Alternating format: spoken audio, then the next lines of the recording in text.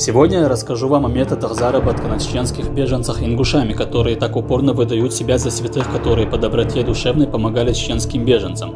С тех пор, как началась Вторая русско-чеченская война, тысячи ингушей обеспечили беженцев жильем в частном секторе, заключив при этом контракты об оплате этой услуги с Российским министерством по миграционной политике и зарубежной компанией от Швейцарского комитета по содействию и развитию. По официальным данным, из 64 тысяч беженцев около 40 тысяч живут в частном секторе, в арендуемых помещениях. Мало того, что хозяева этих домов сдают эти жилища в аренду, так еще и по фальшивым документам получают деньги за якобы оказанную помощь беженцам. Таким образом, для ингушского сегмента война в Чечне стала золотым жилом. Также гуманитарная помощь для чеченских беженцев разворовывалась в огромных масштабах. Об этих хищениях и откровенных махинациях сообщили правозащитники-миссионеры, которые привозили эту помощь, и сами беженцы. Олег Кусов еще в апреле 2000 года сообщал, что выделяемая ими гуманитарная помощь разворовывается различными чиновниками.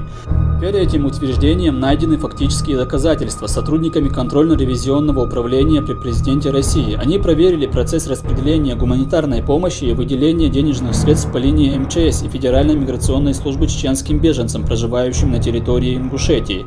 Как оказалось, на пути к беженцам ингуши разворовывают медикаменты, продукты питания, деньги, выделяемые на строительство временного жилья. Например, сотрудники президентского контрольно-ревизионного управления сообщили, что хищение денежных средств началось еще когда первые беженцы из Чечни прибыли в Ингушетию. Из выделенных миграционной службой этой республики 45 миллионов рублей, 3 миллиона пошли на так называемые хозяйственные нужды этой службы, 2 миллиона на погашение кредита местному банку. Помимо этого, половина этой суммы ушло по фальшивым документам на несуществующим людям, так называемым мертвым душам. По материалам проверяющих на складах в Ингушетии обнаружены огромные хищения выделенных беженцам медикаментов. В перерасчете на рубли сумма хищений составила 2,5 миллиона рублей.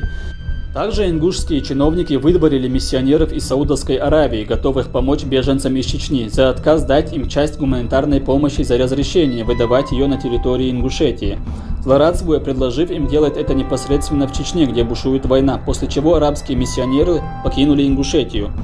Также заместитель координатора ООН по гуманитарным вопросам Элиан Дутуа сообщила о том, что вынуждены были перенести свой пункт выдачи гуманитарной помощи из-за недоброжелательного и агрессивного давления со стороны местного населения Ингушетии.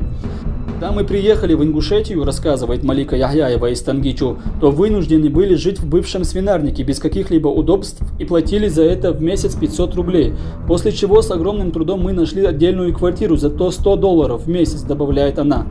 Наш же хозяин оформил бумаги так, будто мы живем у него бесплатно, и дважды получал от Швейцарского комитета по содействию и развитию финансовую помощь.